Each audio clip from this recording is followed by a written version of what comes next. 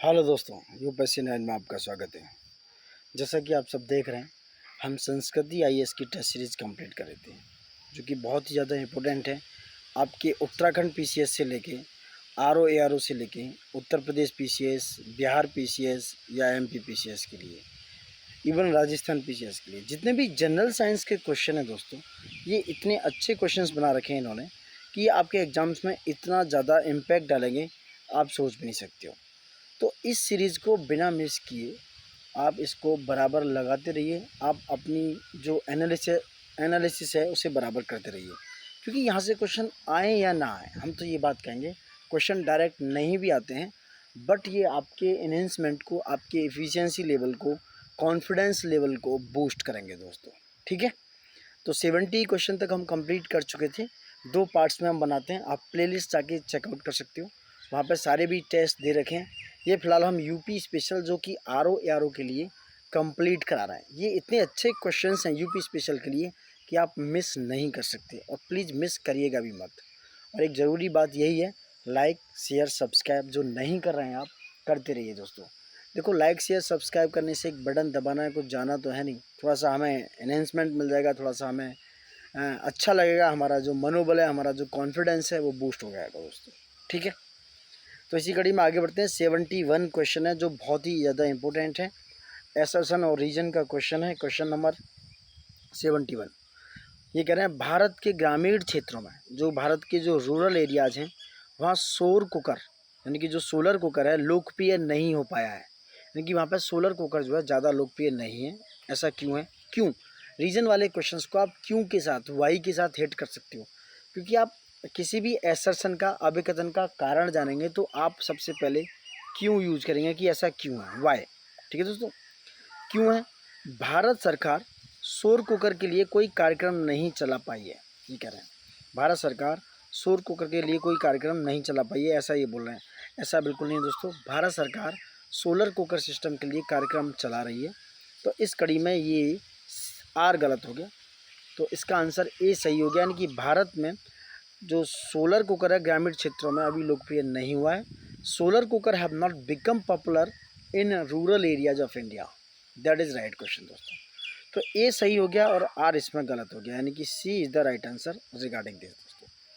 क्योंकि क्वेश्चन का थोड़ा एक्सप्लेनेशन करते हैं कि सूरज से जो पैदा होती है गर्मी, उसका उपयोग सौर कुकर यानी कि सोलर कुकर की सहायता से डायरेक्ट भोजन बनाने में किया जा सकता है। ठीक है, क्योंकि सोलर कुकर जो है एक तरीके से मेटल धातु का बक्सा टाइप होता है, और अंदर से वो ब्लैक होता है दोस्तों। ठीक है, अब ब्लैक क्यों होता है? क्योंकि जो हीट पैदा होगी वो उस हीट को, जो गर्मी है उसको सोख लेगा और उसे वहीं उसी टेम्परेचर को बनाए रखेगा दोस्तों। ठीक है, उस टेम्परेचर को बनाए रखेगा। वहीं इंडिया की बात करें, जो इसमें आर क्वेश्चन दिया है, आर रीजन दिया है, भारत का जो सौर कुकर कार्यक्रम है, सोलर कुकर जो प्रोग्राम है, दुनिया में सबसे बड़ा कार्यक्रम है दोस्तों। जैसे ही कहना कि कार्यक्रम नहीं चलाया, सरकार ने कार्यक्रम चला रखे हैं। करीब 2 लाख परिवार सोलर कुकर का उपयोग करते हैं दोस्तों। ठीक है, ठीक है, ठीक है दोस्तों। और ग्रामीण क्षेत्रों में लोकप्रिय नहीं हो सका क्योंकि माना जाता है कि भोजन पकाने में परंपरागत विधियों के अनुकूल नहीं है। ऐसा ये बोल रहे हैं दोस्तों कि जो परंपरागत विधियाँ जिससे भोजन होता है उसके ये अनुकूल नहीं है, इसलिए थोड़ा इसकी पॉपुलैरिटी कम रही है। Next question 72। निम्नलिखित में से भारत के किन क्षेत्रों में सदाबहार वन, कौन से evergreen forest found in India in the which following region, यानी कि which is the following region of India evergreen forest found. सदाबहार वन कहाँ पाए जाते हैं? देखो, सदाबहार वन दोस्तों सबसे पहली बात करें तो इक्वेटर के आसपास पाए जाते हैं। 5-10 डिग्री के आसपास नॉर्थ साउथ में सदाबहार वन आपके पाए जाते हैं, 0 डिग्री से 9-10 डिग्री, 5 से 10 डिग्री के आसपास दोस्तों। ये वन उन क्षेत्रों में उगते हैं जहाँ मानसून के कई महीने, तो इक्वेटर पे तो ऑल टाइम 12 महीने तक बारिश होती है, तो वहाँ पे पाए जाते हैं। सदाबहार वनों की बात करें, जैसे कि हमारा पश्चिमी घाट है, जो वेस्टर्न घाट है, ठीक है, मुंबई गुजरात वाला, और कर्नाटक अंडमान ये सब वाला, गोवा वाला। पूर्वोत्तर भारत है, पूर्वोत्तर भारत यानी कि नॉर्थ ईस्ट इंडिया है, और से जो अरुणाचल प्रदेश, नागालैंड, मणिपुर ये सब वाला एरिया, असम, मेघालय, मेघालय में आप देख सकते हैं पूर्वोत्तर भारत है। ठीक है, अंडमान निकोबार है, अंडमान निकोबार भी दोस्तों करीब 6 डिग्री से लेके आसपास पड़ता है, तो ये भी इक्वेटर के आसपास आ गया, क्योंकि 6 डिग्री के आसपास अंडमान निकोबार वाला एरिया आ जाता है। ठीक है, तो वहाँ भारी वर्षा वाले क्षेत्रों में ये पाए जाते हैं दोस्तों, ठीक है। उत्तर पश्चिम भारत की बात करें, ये वहाँ नहीं पाए जाते हैं। तो 1 गलत हो गया, 2, 3, 4 इज़ द राइट आंसर, ठीक है, ठीक है। So C is the right answer. थोड़ा कॉन्सेप्चुअल क्लियरिटी का होना ज़रूरी है, क्योंकि एग्जाम में जब भी क्वेश्चन आता है तो थोड़ा लॉजिक आप लगा सकें दोस्तों, ठीक है। देखो कोयल कितनी अच्छे से कूक रही है, कितनी अच्छी सुगंधित आवाज़ है इसकी, कितनी मधुर आवाज़ है। 73 बातें हैं। खैर, टाइगर टास्क फोर्स के संदर्भ में निम्नलिखित कथनों पर आपको विचार करना है। टाइगर टास्क फोर्स, इसका गठन 1973 में किया गया। नेक्स्ट, इसके तहत वनों को केवल निर्जन वन प्रांतों का दर्जा दिया गया। 73 की बात हो रही है। कह रहे हैं इनमें से कूट का सही प्रयोग करना है दोस्तों। देखो, सबसे पहली बात, प्रोजेक्ट टाइगर को भारत सरकार ने, जो भारत सरकार का WWF है, वर्ल्ड वाइड फंड, उसके द्वारा इंटरनेशनल सहयोग के साथ ही 1973 में आरंभ किया। और यह ऐसी पहली परियोजना है जिसका लक्ष्य प्रमुख प्रजाति और इसके सभी आवास जो हैबिटेट हैं उनको सुरक्षा करना है दोस्तों, ठीक है। तो ये 1973 में हुआ था प्रोजेक्ट टाइगर, ना कि टाइगर फोर्स। अब टाइगर फोर्स की बात करें, ये दोस्तों 2005 में, कब, 2005 में इसको एस्टेब्लिश किया गया। भारत में जो प्रधानमंत्री जी हैं, उन्होंने बाघों को बचाने के लिए डायरेक्ट जो कार्रवाई करते हुए टाइगर टास्क फोर्स का गठन किया। तो पहला गलत हो गया। वहीं उसी तरीके से इसे केवल निर्जन वन प्रांतों का दर्जा ना देकर आदिवासियों के आवास स्थलों का भी दर्जा दिया गया दोस्तों। सो दूसरा भी गलत। तो D is the right answer, ना तो 1 ना ही 2, नीदर 1 और not 2। D is the right answer regarding this, ठीक है। नेक्स्ट क्वेश्चन 74 क्या है, निम्नलिखित में से कौन सा कथन सही है। काला हिरन भारत में मिलने वाला एकमात्र वास्तविक हिरन है। काला हिरन भारत में मिलने वाला एकमात्र वास्तविक हिरन है। नेक्स्ट, चौसिंगा जो है विश्व का एकमात्र हिरन है जिसके 4 सींग होते हैं। इंग्लिश में भी पढ़ सकते हो कि black buck is the only true deer found in India. Next है, chousingha is the only deer in the world which is 4 horns. ये कह रहे हैं कौन सा रूट सही है दोस्तों। देखो दोस्तों, दोनों ही सही है, 1 और 2 बोथ आर सही, दोनों सही है, क्योंकि काला हिरन भारत में मिलने वाला अकेला वास्तविक हिरन है। नर ऊपर से काला और नीचे क्रीम केसरी रंग का होता है दोस्तों, ठीक है, ठीक है।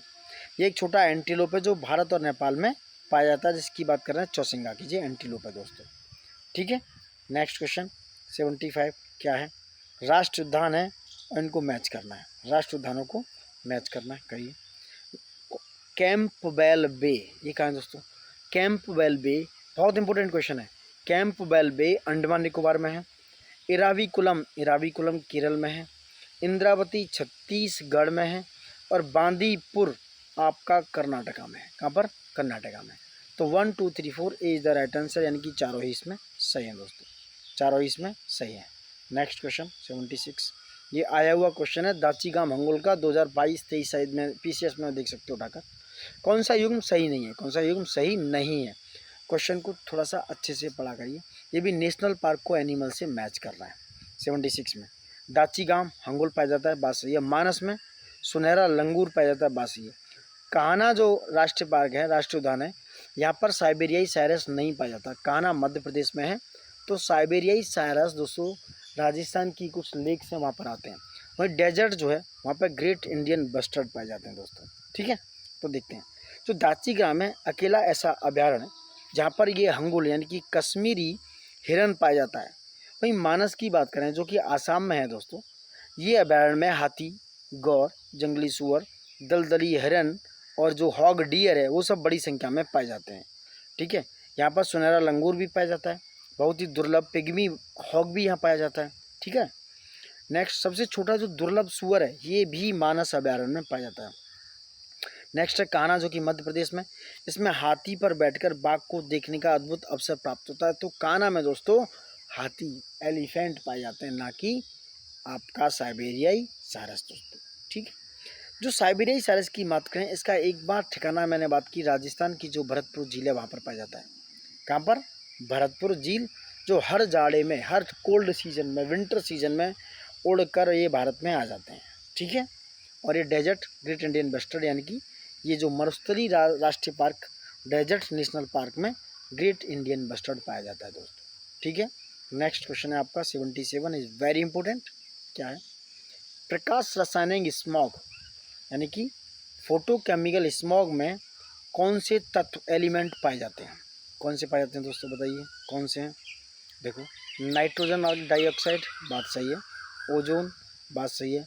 पैराक्सिल एसिटाइल नाइट्रेट, यही पाया जाता है। क्या रेडान पाया जाता है? ये रिपीटेड क्वेश्चन है दोस्तों। रेडान जो है मिट्टी में पाई जाती है। रेडान एक अक्रिय इनर्ट गैस है जो कि मिट्टी में मुक्त अवस्था में पाई जाती है। तो 1, 2, 3 जो कि फोटोकेमिकल स्मॉग में nitrogen dioxide, ozone, peroxyl acetyl nitrate, ये जो है किस में पाए जाते हैं? ये पाए जाते हैं आपके प्रकाश रासायनिक स्मॉग में दोस्तों। ठीक है, ठीक है। ये पौधों तथा प्राणियों के लिए हानिकारक होते हैं, ये बात आपको पता होगी। तो आंसर हो गया ए is the right answer. A is the right answer. 1, 2, 3। Next question 78, बहुत इंपॉर्टेंट है, रिपीटेड क्वेश्चन है, ये आया हुआ है। डिक्लोफिनेक के संदर्भ में कौन सा कथन सही नहीं है? ठीक है, डिक्लोफिनेक यह मवेशियों के डेगनाला रोग की दवा है। ठीक है, यह मवेशियों के डेगनाला, वैसे तो ये दर्द निवारक दवा है एक तरीके से। यह मवेशियों का मांस खाने से गिद्धों की किडनी प्रभावित होती है, ये बात सही थी। सरकार ने डिक्लोफिनेक पर प्रतिबंध लगा दिया, ये भी बात सही है। और डिक्लोफिनेक का विकल्प मेलेक्सिकैम हो सकता है, ये भी बात सही है। इसमें पूछ रहे हैं कौन सा सही है, तो ए सही नहीं है दोस्तों, क्योंकि IUCN के अनुसार देखा जाए तो 9 से 3 प्रजातियां संकटग्रस्त हैं। किसकी? गिद्धों की। किसकी वजह से? ये कारण क्या है? एक रिसर्च में पता चला कि जो औषधि है, ये जो डिक्लोफिनेक है दोस्तों, ये जो है पक्षियों में जो इसका पेट में गांठें नामक एक विसरल गाउट नामक रोग पैदा कर देती है दोस्तों। ठीक है, ठीक है। और ये मवेशियों में जो डिक्लोफिनेक है, डेगनाला रोग नहीं, ये दर्द निवारक के यूज होता है। तो ए इज़ द रॉन्ग आंसर। ये उनके दर्द निवारक के लिए यूज होता है दोस्तों। ठीक है, ठीक है, ठीक है। नेक्स्ट क्वेश्चन, भोपाल गैस त्रासदी के बारे में किस गैस का रिसाव हुआ था? किस गैस का रिसाव हुआ था भोपाल गैस त्रासदी में? तो यह 79 का सी, मिथाइल आइसोसाइनाइड। 79 सी यानी कि भोपाल गैस त्रासदी में मिथाइल आइसोसाइनाइड नामक गैस का रिसाव हुआ था। 2 दिसंबर 1984 की रात को अचानक जो यूनियन कार्बाइड की फैक्ट्री है, वहाँ कीटनाशक उत्पादन संयंत्र से अत्यधिक जहरीली गैस जिसका नाम था मिथाइल आइसोसाइनाइड, उसमें रिसाव हो गया और हवा में फैल गई दोस्तों। हवा में फैलने से यहाँ पर लाखों लोग क्या हुआ, स्वास्थ्य पर प्रभाव पड़ा और बहुत ही ज़्यादा जान हानि हुई, बहुत ही ज़्यादा लोग इसमें मारे गए दोस्तों। नेक्स्ट क्वेश्चन 80, एसर्शन और रीजन यानी कि अभिकथन और कारण। हेलोन का उपयोग अग्निशामक पदार्थों के रूप में किया जाता है। ठीक है, अग्निशामक पदार्थों के रूप में ये जीव और उपकरणों को हानि नहीं पहुंचाते हैं, ये कह रहे हैं। जो हेलोन होते हैं दोस्तों, वो क्लोरोफ्लोरोकार्बन जैसा होता है, पर इनमें क्लोरीन की बजाय ब्रोमीन के परमाणु होते हैं। किसमें? ब्रोमीन के परमाणु होते हैं हेलोन में। तो कह रहे हैं क्या इसका उपयोग अग्निशामक पदार्थों में? बात सही निकली। दूसरा, ये जीव और उपकरणों को हानि नहीं पहुंचाते हैं, ए और आर दोनों सही हैं और एक्सप्लेनेशन भी कर रहे हैं। तो 80 का ए। ये ओजोन परत के लिए CFC से भी खतरनाक है दोस्तों। जो CFC ओजोन परत में खतरनाक साबित होती है, ये उससे भी ज़्यादा खतरनाक है। हेलोन अग्निशामक पदार्थों के रूप में प्रयुक्त होता है क्योंकि आग बुझाने का काम और उसके दौरान वे लोग और उपकरणों को हानि नहीं पहुंचाते हैं और आग बुझाने में इसका यूज होता है दोस्तों। नेक्स्ट क्वेश्चन 81, क्या है? इनमें से कौन सा सही नहीं है और है में ध्यान रखना बहुत ज़रूरी है। 81 में क्या है? भारतीय प्राणी विज्ञान सर्वेक्षण केंद्र यानी कि zoological survey of India centre कहाँ है? कोलकाता में, यानी कि ये सही है। भारतीय वन्य जीव अनुसंधान संस्थान कहाँ है? देहरादून में, बात सही है। केंद्रीय पक्षी शोध संस्थान कहाँ है दोस्तों? केंद्रीय पक्षी शोध संस्थान कहाँ है? ये नई दिल्ली में है क्या? इसमें डाउट है, ये नहीं है दोस्तों। दूसरा, राष्ट्रीय पर्यावरण शोध संस्थान कहाँ है? ये दोस्तों नागपुर में सही है। सी सही नहीं है क्योंकि केंद्रीय पक्षी शोध संस्थान नई दिल्ली में नहीं है दोस्तों। ये उत्तर प्रदेश के बरेली ज़िले के इज्जत नगर में स्थित है। कहाँ पर? उत्तर प्रदेश के बरेली जिले के इज्जत नगर में केंद्रीय पक्षी शोध संस्थान है दोस्तों। वहीं पारिस्थितिकी विज्ञान केंद्र बेंगलुरु में, इंडियन फॉरेस्ट कॉलेज ये देहरादून में, कहाँ देहरादून में, भारतीय वन सर्वेक्षण केंद्र देहरादून, भारतीय प्राणी विज्ञान सर्वेक्षण केंद्र जैसे ऊपर देखा कोलकाता में स्थित है दोस्तों। ठीक है, नेक्स्ट क्वेश्चन 82, आंदोलन और उससे संबंधित व्यक्तियों को जोड़ना है। बिश्नोई, बिश्नोई, बिश्नोई किससे दोस्तों? बिश्नोई जो आंदोलन था उससे संबंधित व्यक्ति थे आपके संत जम्बोजी। कौन से थे? संत जम्बोजी। 2, नवदान्य आंदोलन थे, नवदाम्य आंदोलन से थे वंदना शिवा। नर्मदा बचाओ आंदोलन से कौन से दोस्तों? ये थे अनिल पटेल। और मैती आनंद से कल्याण सिंह रावत। यानी कि 2143 is the right answer regarding this. ठीक है, देख सकते हो। नेक्स्ट क्वेश्चन इसी कड़ी में है। नेक्स्ट, निम्नलिखित युग्मों में से कौन सा सही नहीं है? देखो एक्सप्लेनेशन में कर सकता था बट ये बहुत लेंदी हो जाते हैं, तो इसलिए आप एक्सप्लेनेशन में ना जाके फैक्ट पे कभी कभी थोड़ा सा कॉन्सेप्ट के साथ फैक्ट पे ध्यान देना चाहिए। तो निम्नलिखित में से कौन सा युग सही नहीं है दोस्तों? कौन सा नहीं सही है? तो भारतीय वन अधिनियम की बात करें, यही सही नहीं है, क्योंकि भारतीय वन अधिनियम आपको पता होगा ये 1927 का अधिनियम है। 1927 1927। वन संरक्षण अधिनियम 1980, वन्य जीव सुरक्षा अधिनियम 1972, पर्यावरण सुरक्षा अधिनियम 1986। यहाँ पे इंग्लिश में भी देख सकते हो कि इंडियन फॉरेस्ट एक्ट 1951 नहीं 1927 का है दोस्तों। वन्य जीव सुरक्षा अधिनियम 1972, जल प्रदूषण निवारण और नियंत्रण अधिनियम यह 1974 का, 1974। ठीक है, वन संरक्षण अधिनियम 1980, वायु प्रदूषण निवारण नियंत्रण जो वायु प्रदूषण एयर पोल्यूशन ये 1981 का, 1981 का दोस्तों। ठीक है, 1981। नेक्स्ट क्वेश्चन है इसी में 84, निम्नलिखित में से कौन सा कथन सही नहीं है? कौन सा सही नहीं है पूछ रहे दोस्तों। क्या है?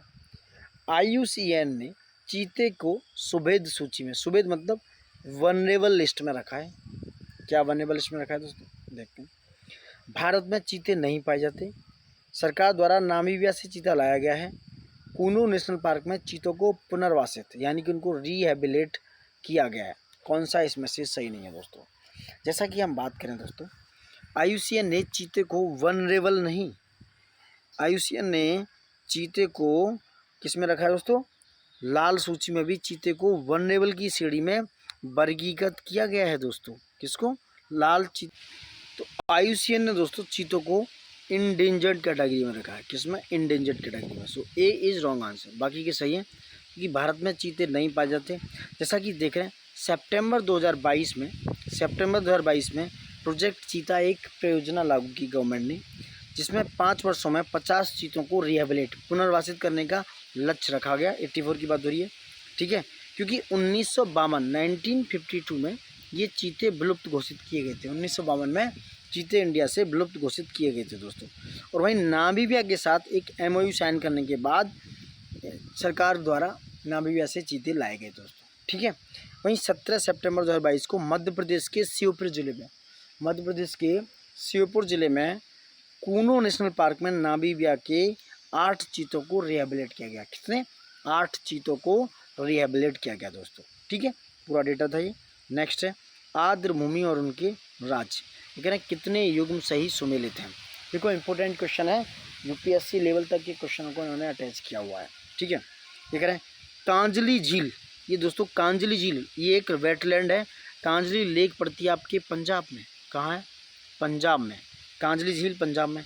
चंद्रताल पड़ती है आपके हिमाचल प्रदेश, HP हिमाचल प्रदेश में। दीपोर बिल ये असम में है, सही है बिल्कुल। और वहीं रुद्रसागर त्रिपुरा में पड़ती है।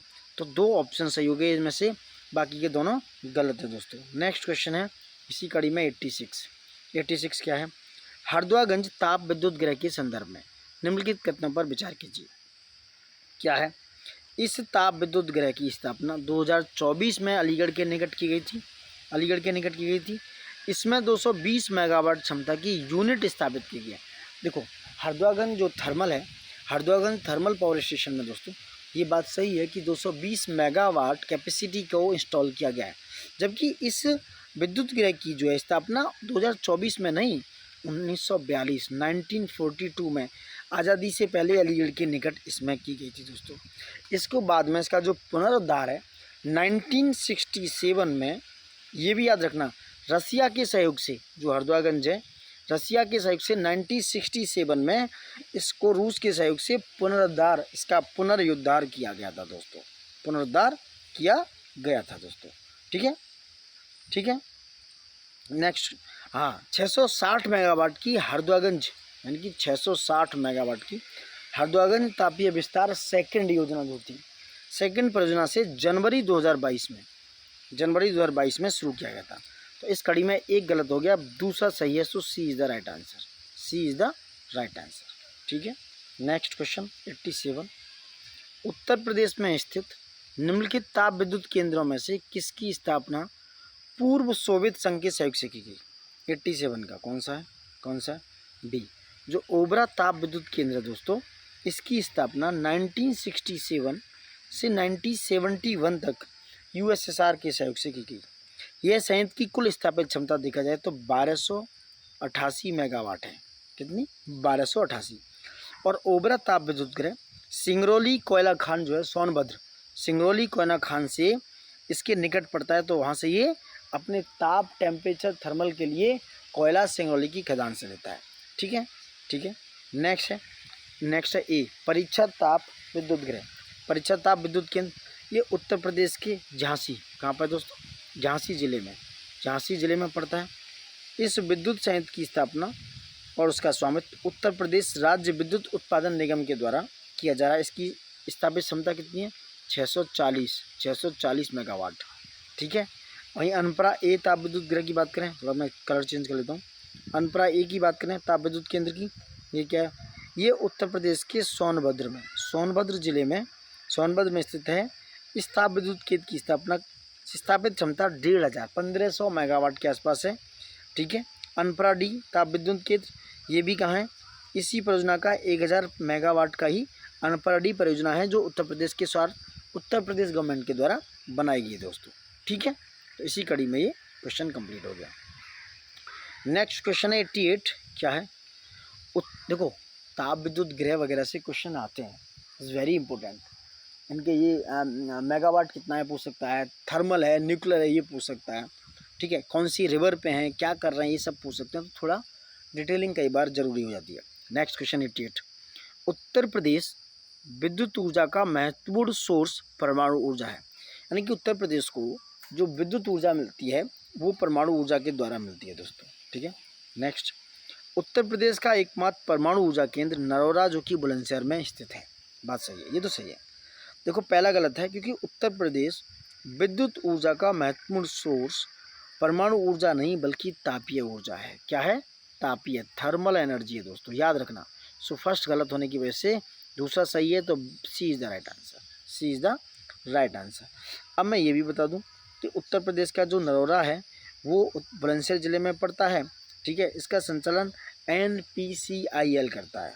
यहाँ 220 मेगावाट क्षमता वाले 2 परमाणु रिएक्टर हैं, और दोनों को जनवरी 1991 से, और दूसरे को जुलाई 1992 में चालू किया गया, जुलाई 1992 में चालू किया गया, एक को जनवरी में।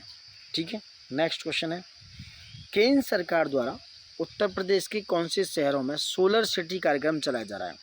सोलर सिटी कार्यक्रम चलाया जा रहा है, कौन कौन से शहर हैं दोस्तों? कौन कौन से शहर हैं बताइए।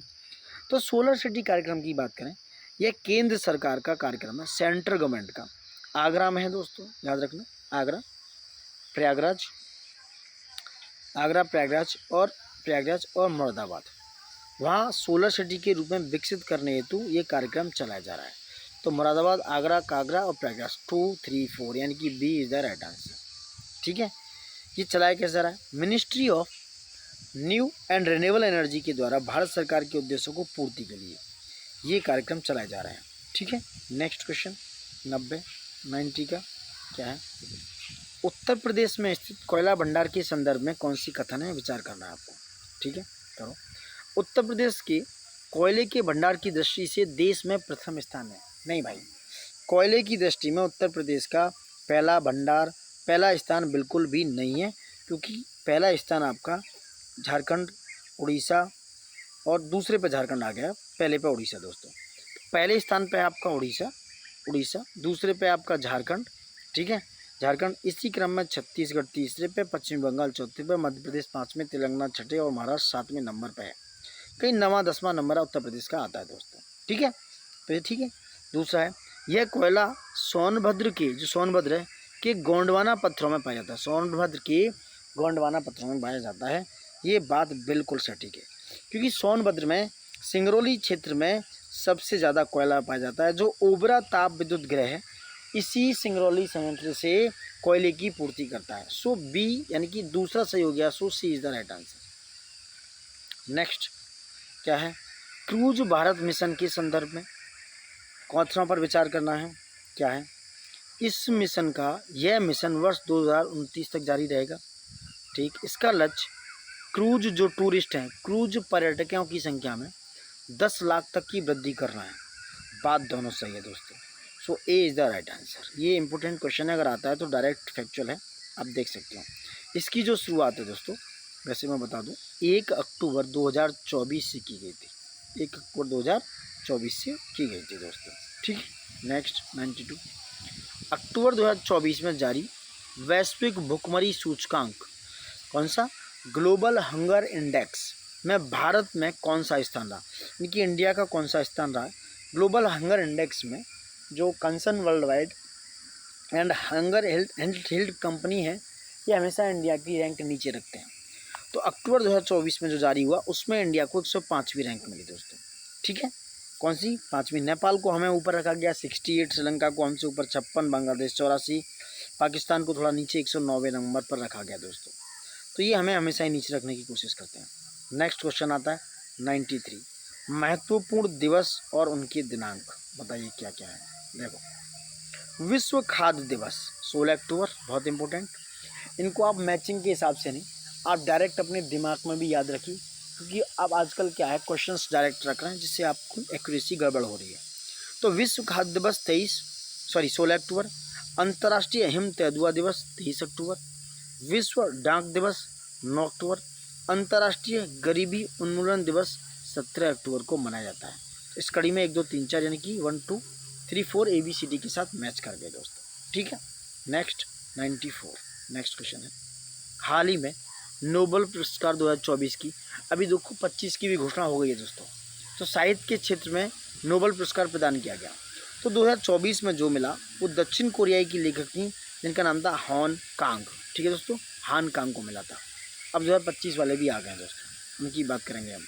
नेक्स्ट, अक्टूबर 2024 में भारत और ओमान के बीच द्विपक्षीय नौसैनिक अभ्यास निम्नलिखित में से कहाँ आयोजित किया गया दोस्तों, कहाँ आयोजित किया गया, ये बहुत ज़रूरी बात हो गई है।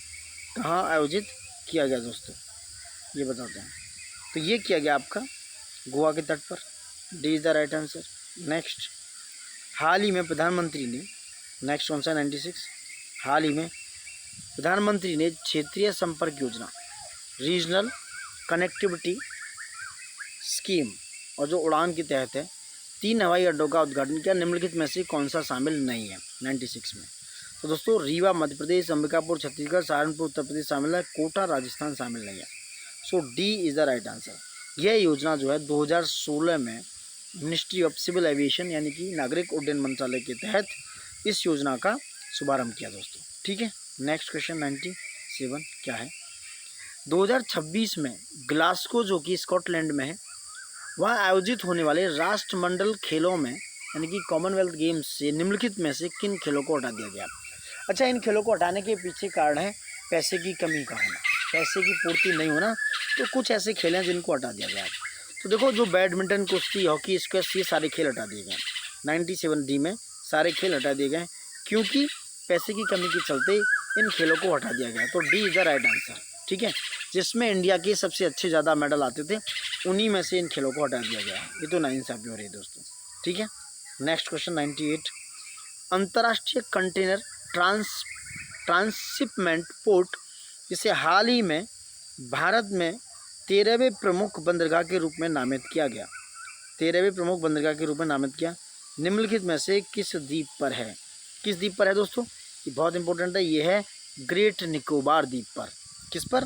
ग्रेट निकोबार द्वीप पर है दोस्तों ये, ठीक है, बहुत इंपॉर्टेंट है। ग्रेट निकोबार हो गया। 99 क्या है? निम्नलिखित भाषाओं पर आपको विचार करना है। क्या भाषा है? कि किन भाषाओं को भारत सरकार द्वारा शास्त्रीय भाषा का दर्जा प्रदान किया गया है? कौन सी भाषा है हाल फिलहाल में देखा जाए तो ये तो बंगाली, मराठी, पाली, असमिया, असम चारों हैं। 1 2 3 4। केंद्र सरकार ने मराठी, केंद्र सरकार ने, ध्यान रखना, मराठी, पाली, प्राकृत, असमी, असम, बंगाली को शास्त्रीय भाषा का दर्जा दिया, जो कॉन्स्टिट्यूशन की, संविधान की 8वीं अनुसूची में संचित है दोस्तों। 8वीं अनुसूची में सूचीबद्ध है दोस्तों, ठीक है। 100 क्वेश्चन क्या है? 100वां क्वेश्चन क्या है? नेक्स्ट, निम्नलिखित व्यक्ति हैं, 1 मिनट, इनको मैच करना है, कौन सा सुमेलित नहीं है।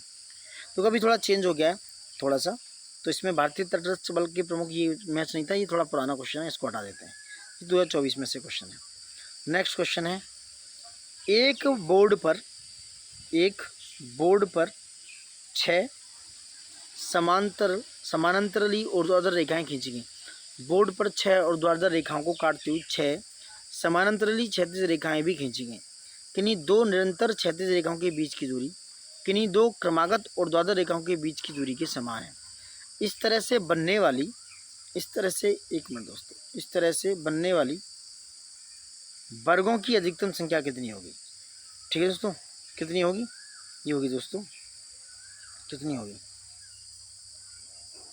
देखो, अब बात करते हैं। ये कह रहे हैं कि 6 समानांतर रेखाएं इस तरीके से, देखना, 5 और ये 6 इस तरीके से, 1 2 3 4 5 6, 2 3 4 और नीचे 5 और नीचे 6, इस तरीके से, ऐसे इस तरीके से कुछ बनेगा। तो एक फलक से बनने वाले वर्ग कितने हो गए? 5 × 5 25। भाई 4 फलक से 4 × 4 कितने हो गए? 16 16, 4 × 4। 9 फलक से 9 और 16 फलक से 2 4 और 25 फलक से 1, तो टोटल मिला के हो गए 25। आप जोड़ लेना, टोटल मिला के हो गए 55 इज द राइट आंसर, ठीक है, 55 is the right answer. Question number 2 है, क्या है? 102 क्या है? 7 क्रमागत संख्याओं का औसत 20 है। 7 क्रमागत संख्याओं का औसत कितना है? 20। इनमें सबसे बड़ी संख्या है, देखो ऑप्शन में सबसे बड़ी 23 है, तो 23 लगा दो वैसे तो, लेकिन नहीं, गलत हो गया। तो 7 क्रमागत संख्याएं मान लो, x + 1 x + 2 x + 3 x + 4 x + 5 x + 6, तो 7 क्रमागत संख्या होंगी x + 6, तो इनका औसत कितना है? 20। तो 20 हो गया, इनका डिवाइड हो गया, 7 संख्या है तो 20 इधर चला गया, 20 × 140। अगर इसको कैलकुलेट करोगे ना तो ये आएगा 7x = 140 - 21, तो ये आ गया 7x = कितना आ जाएगा? 119, और ये आ गया ax = 17, कितना आ गया? 17, तो 17 और 6 23, आपको समझ आ गया होगा, इतना तो लॉजिक है आपके पास। तो 23 इज द बड़ी संख्या, ठीक है। नेक्स्ट क्वेश्चन, 2 रेलगाड़ियां जिनकी लंबाई कम से 200 मीटर 160 मीटर है, समानांतर पटरियों पर विपरीत दिशा में चल रही हैं, विपरीत ऐसे, यदि उनकी चाल क्रम से 120 किलोमीटर प्रति घंटा और 96 किलोमीटर प्रति घंटा है, तो रेलगाड़ियां एक दूसरे को पार करने में कितना समय लेंगी? देखो बहुत सिंपल क्वेश्चन है। दोनों रेलगाड़ियां द्वारा एक दूसरे को पार करने में कुल दूरी निकालो कितनी है? तो कुल दूरी होगी दोस्तों 200 और 160 कितनी होगी? 360 मीटर। कुल दूरी 360 मीटर हो गई, ठीक है, ठीक है। और दोनों रेलगाड़ियां एक दूसरे के विपरीत दिशा में है, तो उनकी जो सापेक्ष चाल निकालोगे, एब्सोल्यूट जो उसकी स्पीड निकालोगे, तो कितनी होगी दोस्तों? 120 और 96 कितनी होगी? 120 और 96 होगी आपकी 216 किलोमीटर प्रति घंटा। और इसको मीटर पर सेकंड में करोगे तो 216 को डिवाइड करोगे दोस्तों, 216 है ये 5/18 यानी कि 5/18 से, तो 5/18 से करने के बाद आप इसको कर लो भाई, कितना आ जाएगा? 18 से काटोगे, 18 दूनी 36, 12 टाइम कट गया 216 और 12 पंजे 60, ये आ गया 60 मीटर पर सेकेंड, ठीक है। और समय निकालना है, टाइम इक्वल टू होता है डिस्टेंस अपॉन स्पीड, तो डिस्टेंस कितनी है? 360, देखो इधर बता रहा हूँ, 360 × 6, ठीक है, ये लिख नहीं पा रहा सही, 60 360 इंटू 60 इक्वल टू आ गया 6 सेकेंड। तो 6 सेकेंड में वो एक दूसरे को क्या कर लेंगी, पार कर लेंगी। 6 सेकेंड में वो एक दूसरे से पार कर लेंगे। ये मिटा देता हूँ थोड़ा सा। उनको पार करने में 6 सेकेंड का समय लगेगा। जैसे मैंने बताया पहले, दूरी 360 और उनकी स्पीड 216। 216 को तुमने 5/18 से करके मीटर पर सेकंड में लेके आए, तो 18 से ये 12 टाइम कट जाएंगे 216, तो ये आ गया 12 पंजे 60। 60 को 360 से डिवाइड कर दो 6 सेकेंड। बहुत सिंपल क्वेश्चन था। नेक्स्ट क्वेश्चन है 104। देखो कितने अच्छे क्वेश्चन है। 104 क्या है, 100 तथा 1000 के बीच ऐसी कितनी संख्या हैं जिनमें अंक 5 इकाई के स्थान पर, जैसे इकाई, दहाई, सैकड़ा ऐसे आता ना, तो इकाई के स्थान पर 5 आएगा। ऐसी कितनी संख्या है, ठीक है। 5 जो अंक आएंगे वो देखो दोस्तों, जैसे 105 हो गया आपका, 115, 125 ऐसे करके, तो ये 195, ठीक है, ठीक है। अंक 5 इकाई के स्थान पर इस बार आएगा।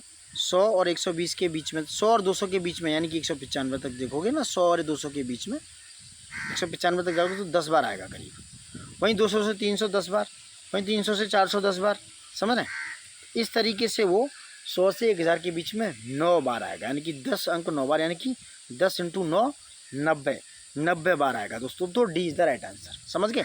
100 से 200 के बीच में ये आया 5 10 अंकों के बीच में। 200 से 300 के बीच में 5 10 बार आया, तो 10 20 30 40 ऐसे करके 9 बार आएगा, 90 अंक बार, ठीक है। 90 नेक्स्ट हो गया। Next question 105। x equal to 269 into 169, ये अंडर रूट में है। x का मान बताना है, the value of x।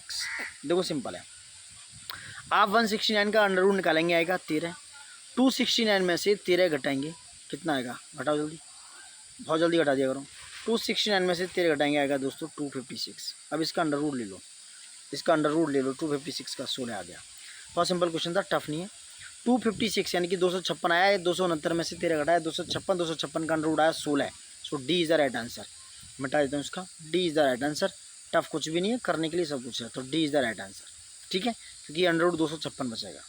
Next 106 question क्या कह रहा है, एक दुकानदार ने 25 वस्तुओं को इस प्रकार बेचा, यानी उनको सेल किया कि उसे 5 वस्तुओं का विक्रय मूल्य के बराबर लाभ, यानी कि प्रॉफिट हुआ। उसका लाभ परसेंटेज में बता रहा है कि उसको कितना लाभ हुआ। दोस्तों देखो, अगर वस्तु का जो क्रय मूल्य है वो हो गया, यानी कि जो बेचा सीपी हो गया, और जो वस्तु का विक्रय मूल्य है उसे एसपी मान लो, सीपी और एसपी, ठीक है।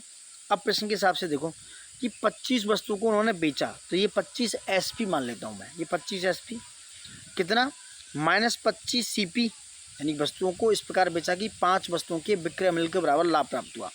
25 एसपी माइनस 25 सीपी क्रय मूल्य पर बेचा होगा, तो 5 एसपी प्राप्त हुआ उसको, 5 एसपी के बराबर प्रॉफिट हुआ। तो ये कितना हो गया, 20 एसपी, यानी कि 20 एसपी 25 एसपी में से 5 एसपी घटाएंगे तो 20 एसपी इज इक्वल टू कितना आया दोस्तों, 25 सीपी आ गया। सीपी मतलब क्या बताइए, अरे भाई सीपी नहीं पता आप, क्रय मूल्य खरीदने वाला मूल्य, ठीक है। सीपी हो गया और एसपी हो गया, कॉस्ट प्राइस और सेलिंग प्राइस, तो ये आ गया। अब एसपी कितना आ गया, एक मिनट मिटा देता हूँ उसको, एक मिनट, पेन नहीं है दोस्तों, थोड़ा सा गड़बड़ा है। देखो ऐसा था, 25 SP minus 25 CP equal to आ गया 5 एसपी, क्योंकि 5 एसपी के बराबर से क्रय मूल्य हुआ एसपी। तो 25 एसपी में से 5 किया तो ये बचा 20 एसपी इक्वल टू 25 सीपी, ठीक है। अब एसपी इक्वल टू सीपी कर लो तो क्या आएगा बताओ, 25/20, 5 से 5 किया तो 5/4 आ गया, 5/4 आ गया, ठीक है। अब लाभ परसेंटेज निकालना है, तो 5 माइनस 4/4, तो 1/4 यानी 25%, समझ गए होंगे। तो C is the right answer, यानी उसको लाभ प्राप्त हुआ 25, अगर उसे 5 एसपी पे बेचा है दोस्तों उसने, ठीक है। नेक्स्ट क्वेश्चन, श्रेणी 1 3 9 15 ये सब है का अगला पद क्या होगा, बहुत सिंपल है। 1 का स्क्वायर 1, 2 का स्क्वायर -1 3, 3 का स्क्वायर -1, ठीक है। 3 का स्क्वायर नहीं गलत हो गया। देखो 1 का स्क्वायर डायरेक्ट फिर 2 का स्क्वायर -1, फिर 3 का स्क्वायर, फिर 4 का स्क्वायर -1, 5 का स्क्वायर डायरेक्ट, 6 का स्क्वायर -1, 7 का स्क्वायर, फिर 8 का स्क्वायर -1। तो ये आ गया 8 8 64 यानी कि 64 -1 यानी कि 63। D is the right answer. समझ गए। Question number next 108। यदि 15789 को 2346 लिखा जा सकता है यानी कि इस तरीके से, तो NPSU तो इतने को कैसे लिखेंगे। देखो कर लेना, कैलकुलेटर रीजनिंग का क्वेश्चन है। Is the NPTSL right answer इसका दोस्तों। ठीक है। नेक्स्ट, दी गई आकृति में त्रिभुजों की संख्या ज्ञात करनी है। कितने त्रिभुज हैं 109 में। बहुत सिंपल है, त्रिभुज गिन लो आप, इसमें गिन सकते हो। तो ये हो गए 14 त्रिभुज। ठीक है। नेक्स्ट 110, दिए गए विकल्पों में से लुप्त संख्या को चुनना है। लुप्त संख्या बतानी है कौन सी हो सकती है। देखो 23 में से 12 घटा दो आप, कितने बचे दोस्तों। बहुत सिंपल है, कितने बचे 11। 11 का स्क्वायर कर दो 121। 28 में से 15 बचा, घटाया 13 बचा 169। 41 में से 36 घटा दो दोस्तों, कितना बचा 5। 5 का स्क्वायर आ गया 25। तो ए is the right answer. A is the right answer regarding this. ठीक है। Next question. ठीक है। तो ये क्वेश्चन है, राम एक वस्तु को बेचकर 30% लाभ कमाता है। इसे क्रय मूल्य के स्थान पर यदि विक्रय मूल्य पर गणना की जाए, यानी कि क्रय मूल्य के स्थान पर CP के बजाय SP पर गणना की जाए, तो लाभ प्रतिशत कितना होगा, यानी कि लाभ का जो परसेंटेज है वो कितना होगा दोस्तों। ठीक है। ये कहना चाह रहा है दोस्तों। चलो मान लेते हैं इसका जो क्रय मूल्य है, इसका जो CP है वो 100 मान लिया। ठीक है। तो एक वस्तु को बेचकर 30% लाभ कमाता है, तो उसका विक्रय मूल्य कितना हो गया 130। 130 हो गया, यानी कि 30%, 100 प्लस 30%, 100 का 130 हो गया।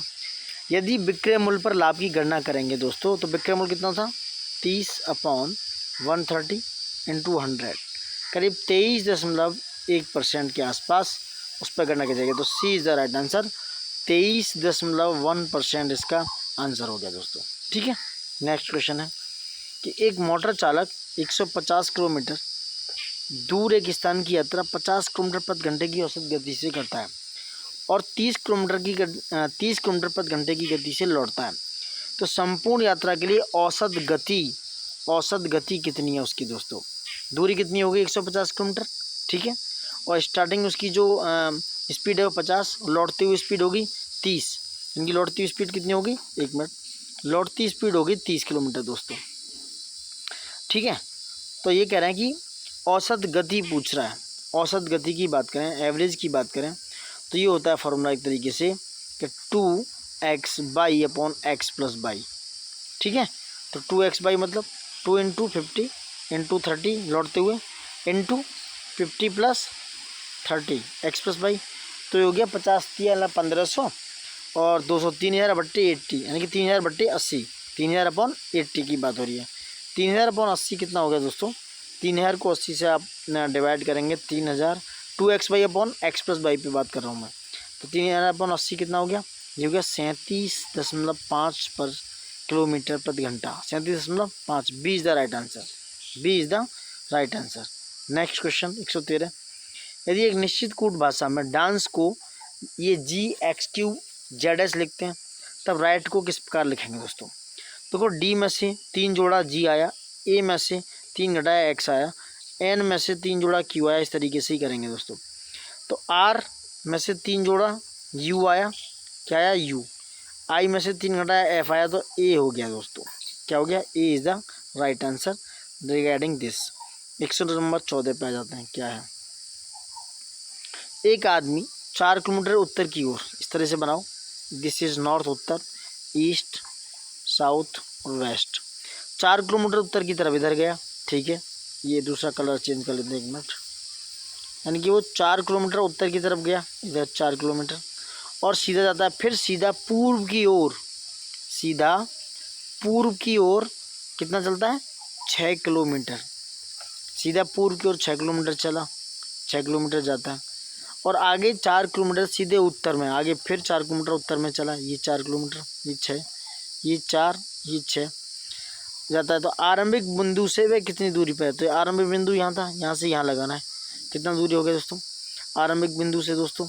देखो ये अगर मैं ये मान लूँ, ये वाला A और ये D मान लूँ, तो AD का जो स्क्वायर है वो कितना हो गया, यानी इसका स्क्वायर बता इसका स्क्वायर, यानी कि अगर मैं बात करूँ 6 स्क्वायर प्लस 4 और 4, ये 4 और ये 4, 8 हो गया। 8 का स्क्वायर 36 और 64 कितना हो गया 100, 100 का स्क्वायर, ठीक है। तो अपॉन 100 में ले लो 10 किलोमीटर। तो आरंभिक बिंदु से वो 10 किलोमीटर दूरी पर है, आप देख सकते हो। आरंभिक बिंदु से कितना आ गया 10 किलोमीटर दूर है वो कौन, जो बिंदु, जो व्यक्ति कहाँ जा रहा था, इधर की साइड में जा रहा था दोस्तों, ठीक है। Next question. नेक्स्ट, दिए गए विकल्प में लुप्त संख्या को चुनना है आपको, ठीक है। 32 और 201, 35 इस तरीके से। तो पैटर्न कुछ इस प्रकार देख सकते हैं, देखो 32 और 35 को जोड़ो, 32 और 35 को जोड़ो कितना हो गया, ये हो गया 67, 67, ठीक है। इंटू 32 में से 35 में से 32 घटाओ 3, तो यार 3 सत्ते 21, यानी कि 3 7 जा 21 और 3 6 18 2 20, 201, समझ गए आप। वैसे ही 41 और 43 को जोड़ लो, कितना आ गया, इंटू 43 में से 41 घटा दो 2, तो आ गया 168। सेम 58 और 57 को जोड़ो, कितना आ गया, ये आ गया 60 और ये 55, यानी कि कितना हो गया 115, 115, ठीक है। और 58 में से 7 1 गया, तो 115 इंटू 1, 115 इज राइट आंसर, ठीक है। नेक्स्ट क्वेश्चन, यदि किसी कोड भाषा में एनसी को 8, टीडी को 12 लिखा जाता है, तो उसी कोड भाषा में पीसी को क्या लिखा जाएगा। सिंपल है, एनसी मतलब दोस्तों 14, एन मतलब 14 माइनस 2 इंटू 3 यानी कि 8 एनसी, ठीक है। दूसरा टीडी 20, डी कितना है 4, तो 20 माइनस 2 इंटू 4 मतलब 8 यानी 12। सेम पीसी, पी कितना 16, सी कितना 3, तो 3 दूनी 6, 2 को मल्टीपल करना है इसमें, 16 माइनस 6 निकल तो 10, C is the right answer.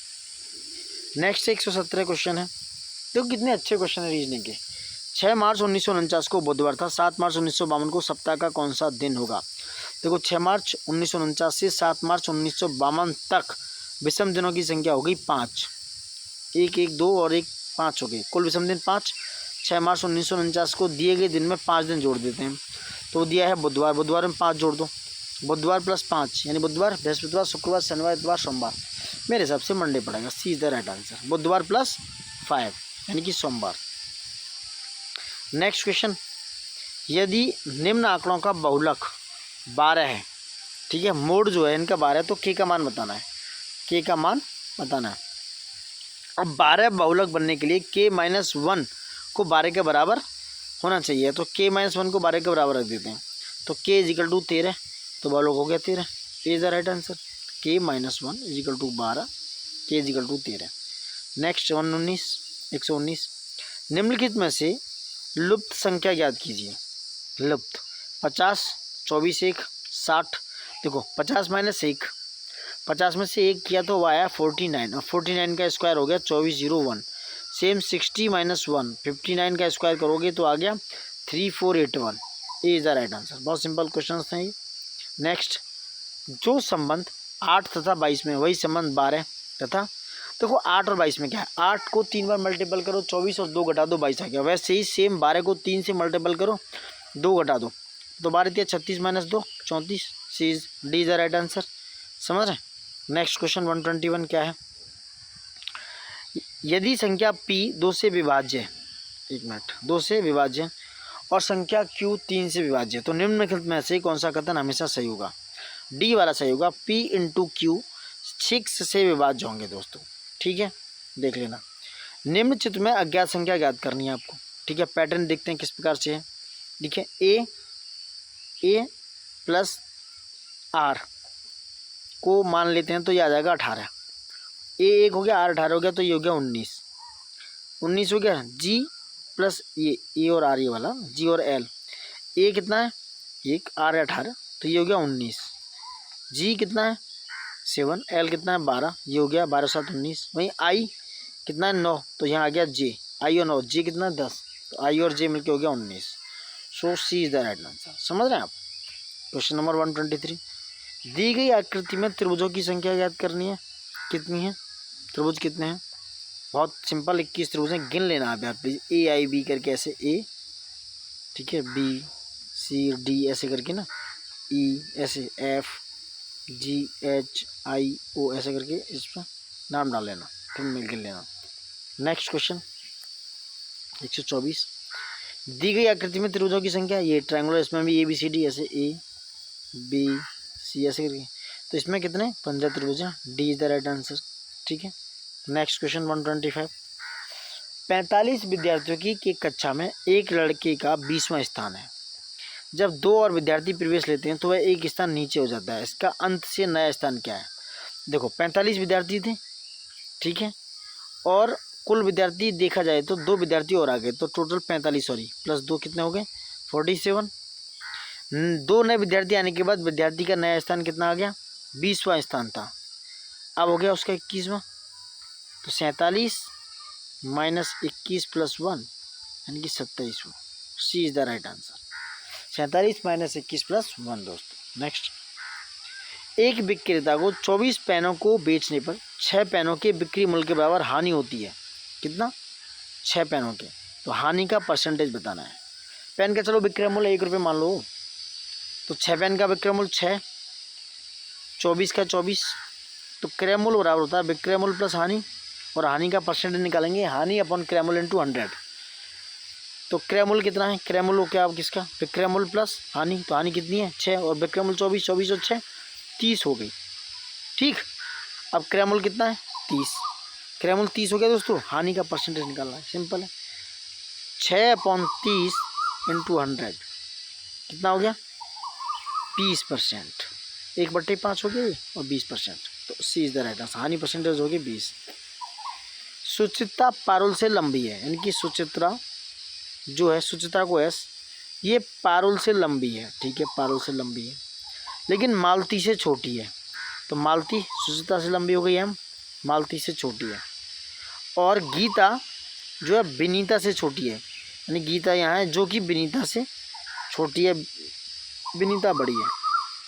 Vinita Parul से लंबी है, तो ये ठीक है, पारुल जितनी लंबी नहीं है, यानी कि ये लंबी है, तो एम एस ये बन गया। तो कह रहे हैं अपनी ऊंचाई के अनुसार खड़ी हो तो मध्य में कौन होगी? बताइए दोस्तों, मध्य में आपकी पारुल आ गई। C is the right answer. Next 128, अज्ञात संख्या को ज्ञात करना है। क्या है? 3 5 8 13 22। देखो 3 into 2 6 minus 1 5, 5 into 2 minus 2 8, 8 into 2 minus 3 13, 13 into 2 26 minus 4 22, 22 into 2 44 minus 5 39, 39 is the right answer. ठीक है, नेक्स्ट 129, 1 3 7 x 31, ये तो x और y को मान बताना है दोस्तों। 1 में 2 जोड़ा 3, 3 में 4 जोड़ा 7, 7 में 8 जोड़ा तो आया 15, 15 में 16 जोड़ा 31, 31 में 32 जोड़ा 63, तो कितना हो गया 15 और 63। D is the right answer, 15 और 63। ठीक है, नेक्स्ट क्वेश्चन 130 क्या है? यदि 2 संख्याएं 5 6 के अनुपात में हैं, उनका लासा एलसीएम 660 है, तो दोनों में छोटी संख्या क्या होगी? बहुत है, 5x 6x कर लो, 5x 6x को मल्टीपल कर लो, 5x 6 30x, 30x into x into 600 हो गया, तो 30x स्क्वायर को अगर देखा जाए तो 660x हो गया। 30x से मतलब 660x बराबर आ गया 660/30, डायरेक्ट कर सकते हो चाहो, तो ये आ गया 22। तो पहली संख्या होगी 22 पंजे 110 और लास्ट होगी 132, तो छोटी संख्या होगी कितनी 122 पंजे 110, क्योंकि 6 132 बड़ी होगी। D is the right answer. Next, हाल ही में उत्सर्जन अंतराल रिपोर्ट 2024 निम्नलिखित में से किस संस्था द्वारा, ये दोस्तों यूएनईपी द्वारा, यूनाइटेड नेशन एनवायरनमेंट प्रोग्राम के द्वारा जारी किया जाता है दोस्तों। नेक्स्ट 132, ब्रिक्स शिखर सम्मेलन के संदर्भ में ब्रिक्स कौन सा कथन है? इसके 16वें संस्करण का आयोजन रूस के कजान शहर में, बात सही है, ये इसके भारतीय प्रतिनिधि के रूप में विदेश मंत्री ने भागीदारी की, नहीं दोस्तों मोदी जी ने भागीदारी की, प्रधानमंत्री नहीं, मोदी जी गए थे दोस्तों। ठीक है, सो दूसरा गलत हो गया, तो D is the right answer. Next, हाल ही में भारत ने अपने सशस्त्र बलों के लिए 31 MQ-9B प्रेडेटर शस्त्र ड्रोन खोदा है। कौन सा? 31 MQ-9B प्रेडेटर शस्त्र ड्रोन खरीदने के क्रम में निम्नलिखित में से किस देश के साथ समझौता किया है? बहुत सिंपल है दोस्तों, यह है अमेरिका के साथ। 134, हाल ही में भारत के राष्ट्रपति ने निम्नलिखित में से किस अफ्रीकी देश की राजकीय यात्रा की? ये थे मलावी, राष्ट्रपति ने मलावी और मॉरिटानिया की यात्रा की थी। ठीक है, नेक्स्ट क्वेश्चन 135, भारतीय मालदीव मुद्रा विनिमय समझौते के संदर्भ में विचार करना है। ठीक है, क्या है यह समझौता वर्ष 2027 तक वैध रहेगा। इसके तहत मालदीव मौद्रिक प्राधिकरण $400 मिलियन को वित्तीय सहायता के लिए पात्र रहेगा। 135 का ए राइट आंसर, दोनों सही है। नेक्स्ट दोस्तों, नेक्स्ट 136। हाल ही में पहले अंतर्राष्ट्रीय भारतीय नृत्य महोत्सव का आयोजन निम्नलिखित में से किस स्थान पर आयोजित किया गया? ये नई दिल्ली में। ठीक है, नेक्स्ट, हाल ही में 5वें राष्ट्रीय जल पुरस्कारों की घोषणा के संदर्भ में निम्नलिखित राज्यों में किसको द्वितीय स्थान प्राप्त हुआ? यह 137 का डी उत्तर प्रदेश को। नेक्स्ट क्वेश्चन क्या है? 138। अक्टूबर 2024 में WHO ने भारत के संक्रामक बैक्टीरियल संक्रमण ट्रोकोमा, जो कि आँख की बीमारी है, से मुक्त घोषित कर दिया। ट्रोकोमा मानव शरीर की आँख की बीमारी है, WHO ने उसको घोषित कर दिया। 139। डिजी फ्रेमवर्क के संदर्भ में कथनों पर विचार करना है। यह संयुक्त राज्य अमेरिका, जापान और दक्षिण कोरिया की संयुक्त पहल है। बहुत इंपॉर्टेंट, डिजी फ्रेमवर्क यह है अमेरिका, जापान, दक्षिण कोरिया की संयुक्त पहल है। इसका उद्देश्य भारत में डिजिटल बुनियादी ढांचे के विकास का समर्थन करना। बात सही है, दोनों ही सही है। 1 और 2 the right answer regarding this. Next 140। हाल ही में 21वां आसियान भारत शिखर सम्मेलन कहाँ आयोजित किया गया दोस्तों? बहुत सिंपल, ये लाओ पीपल्स DR में, लाओ पीपल डेमोक्रेटिक रिपब्लिक में 21वां शिखर सम्मेलन 10 अक्टूबर 2024 को कहाँ पर शामिल आयोजित किया गया? लाओस DR में। यहाँ मोदी जी आसियान भारत व्यापक रणनीतिक भागीदारी की प्रगति के लिए गए हुए थे, वहाँ पर समीक्षा की और उसका सहयोग किया। और उन्होंने एक्ट ईस्ट, पूरब की ओर देखो नीति के 1 दशक पूरे होने पर भारतीय प्रधानमंत्री द्वारा आसियान नेताओं के साथ मिलकर आसियान भारत व्यापक रणनीति स्ट्रेटेजिक साझेदारी की प्रगति की भी समीक्षा की गई दोस्तों। ठीक है, ठीक है। तो 140 तक क्वेश्चन थे, बाकी हिंदी के क्वेश्चन है जो नेक्स्ट वीडियो में आगे बताएंगे दोस्तों। तो बहुत ही इंपॉर्टेंट क्वेश्चन रहे हैं आपके, और इतने अच्छे क्वेश्चन हैं ये। रीजनिंग के देखो कितने अच्छे क्वेश्चन हैं, इनको बार बार करिएगा। तो इसी तरीके से हम वीडियो लाते रहेंगे आपको, और आपका सहयोग करते रहेंगे। आप भी थोड़ा सा सहयोग कर सकते हैं, प्लीज़ तो करिएगा दोस्तों, जो करना चाहिए। सो देखने के लिए धन्यवाद, और बार बार यही कहेंगे, लाइक शेयर सब्सक्राइब प्लीज़ ज़रूर कर दीजिएगा। और thank you for watching it and love you all, और जय हिंद दोस्तों।